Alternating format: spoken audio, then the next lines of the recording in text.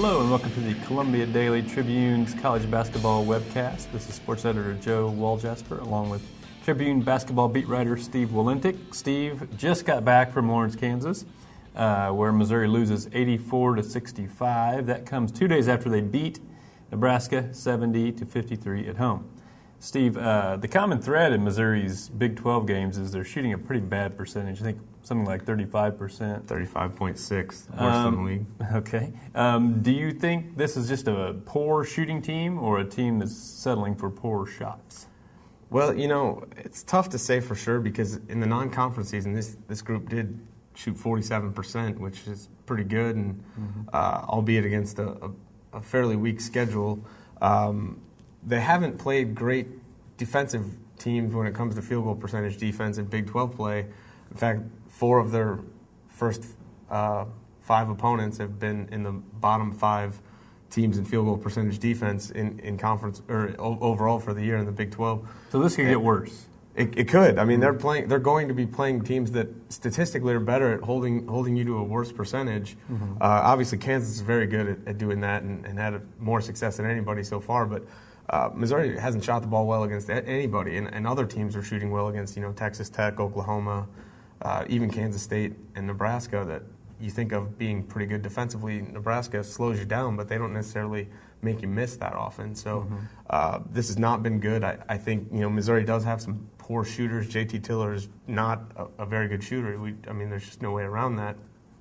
Kim English, I think, can be a good shooter, but he's got some flaws in his shot that make him struggle with consistency, and he's clearly not in a good spot right now. He's shooting 28% in 5 Big 12 games. That's bad, and part of it too is the shots that they are taking. Without a consistent, reliable, dependable inside presence, they're relying on a lot of jump shots. Those are lower percentage. They're not getting a lot at the basket. They've got virtually nothing there on Monday night against Kansas with Cole Aldrich in the middle. So it's a combination of a lot of things, but it's a problem that's going to have to be fixed, I think, going forward in Big 12 play. Now, do you think they're too quickly settling for bad shots instead of working the ball longer in the shot clock to get good shots, or do you think just the way the personnel is on this team, they're not well set up to get good shots? I think it's more of a personnel thing. I think Mike Anderson doesn't, his philosophy is to find a good shot quickly and put it up. And, maybe they need to be a little bit more patient about figuring out what that good shot is, but he still wants them to play up-tempo. This isn't a team that's going to work the ball around for 25 seconds and until it gets, something inside 10 feet. That's just not the way they play. They think that a wide-open 3 is a good shot, but they haven't had a lot of success of hitting those, no matter who they've played in Big 12 play. I don't know how many wide-open threes they're getting, really, though. I think if you do have an open 3, I think a guy like Denman, he should probably have the green light. Lawrence Bowers shoots a good percentage. Zaire Taylor shoots a pretty good percentage. And I think if you could differentiate Kim English's shots where he's actually got his feet set and he's shooting in rhythm and eliminate the ones where he's just hunting shots off the dribble, you would probably see that he was a pretty good shooter when he shoots those kind of shots. So I think they are a little maybe.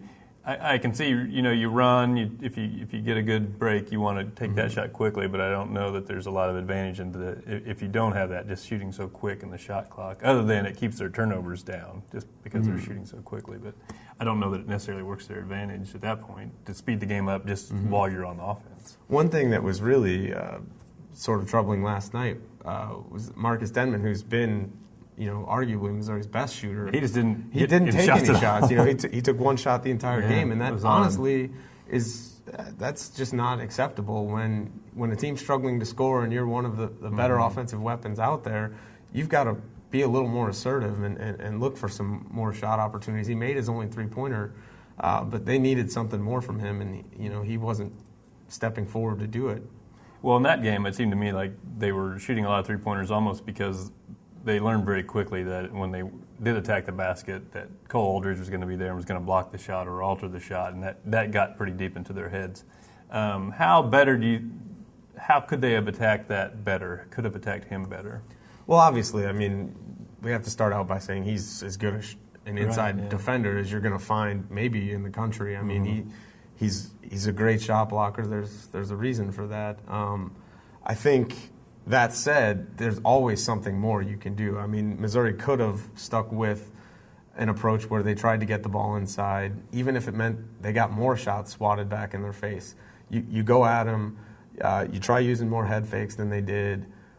You try to get fouled. Justin Safford was able to do some of that in the second half. He had 12 of his 19 points after intermission. When Aldrich, granted, seemed to be a little bit tired, also got into some foul trouble. But I think they could have tried to do more of that early on in the game, get to the free throw line. Kansas had a big advantage at the foul line in the first half, and that was one of many things that didn't go Missouri's way in that game. But, you say just because Cole Aldrich is a great defensive presence in the post doesn't mean you can just sort of concede the entire, lane to Kansas. You got to do something. Yeah, I think they kind of fell in the trap of they kind of got in the air. They saw before the shot gets blocked, you kind of know your shot's going to get blocked, and then they would try to kind of alter it, which is kind of the natural thing to do, but then it kind of that eliminates. He ends up blocking it anyway, and it eliminates any chance you're going to get a foul called on him, which I think their only hope to stay in the game early even was to get him in some foul trouble, which didn't happen. That's kind of easier said than done. I think the natural tendency is to kind of contort around to try to not get your shot blocked because there's a certain amount of ego associated with that play more than some others in basketball where guys just don't like to get their shots blocked. But they might have to kind of accept that might happen and just take it right to the rim. And if you get it blocked, you get it blocked. But you might, especially when you play him at home, you might get the foul on him at that point. And it's not something Missouri is accustomed to doing, playing against a guy who's 6'11" with, he's probably got a wingspan of 7.5 feet. He is by far the best they're going to face. Without a doubt. Yeah. Kansas murdered Missouri on the glass. Again, that was a lot due to Aldridge. He had 16 rebounds. But this is something that I think going into Big 12 play, Missouri was worried about. And then the first few games, they sort of held their own. And so maybe people thought, well, maybe it's not as bad a problem as we thought. They get 2-1 out-rebounded yesterday. Going forward, do you think that is going to be a problem for Missouri? And maybe which teams is it going to be a problem against? I think it's definitely going to be a problem. I mean, this is a team that still has another game against Kansas on the schedule. Has to go to Kansas State, which they were fortunate to out-rebound in Columbia, but Kansas State's a very good rebounding team. Go to Baylor, which has a huge front line, very athletic. And then also plays Texas with Damian James is arguably the best rebounder in the conference. Also Dexter Pittman, who's the closest thing to Aldrich, certainly not really the defensive presence that Aldrich is, but he's a big body who is able to have some success on the glass. If you look at the teams that Missouri's playing, they still have to go up against the 5 best offensive rebounders in the Big 12 individually in the rest of the season. And, this could happen again if Missouri doesn't do a better job of putting a body on somebody, trying to keep them off the glass. And it wasn't just Aldrich last night. It was Marcus Morris, Markieff Morris, even Xavier Henry got in there, and Tyshawn Taylor was pulling down offensive rebounds. I mean, they just did a terrible job, particularly in the first half, of keeping anybody from getting to the glass. With all that said, Missouri's now getting ready to hit a 4-game stretch where I think they have a good chance to get well here, if not to go 4-0, then maybe to go 3-1 and to be feeling pretty good about themselves again. It begins against Oklahoma State on Saturday. They face James Anderson, who can kind of carry that team. He did. He led them to a victory at Kansas State, which I think surprised a lot of people. He's averaging 22 points a game.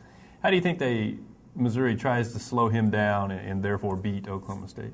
It's a tough. I mean, he's just a tough matchup. He's 6'6", not a great three-point shooter, but he's made 38 threes, so you have to guard him out there. He's able to put the ball on the floor, get to the basket. I mean, he's as good a scorer as there is in the Big 12 right now. He's averaging, as you said, 22 for the season. He's averaging even more than that in Big 12 play. He had averaged 28 in 2 games last week. The other thing that he does as well as anybody is get to the free throw line. He shot 152 free throws right now. Just as a comparison, Kim English is Missouri's leading player getting to the free throw line. He shot 74. That's less than half. So this is a guy, you got to not give him opportunities at the foul line. You have to figure out a way to keep him from piling up points there. Missouri was able to hold him to, I think he averaged 18.5 points in 2 games against them last year.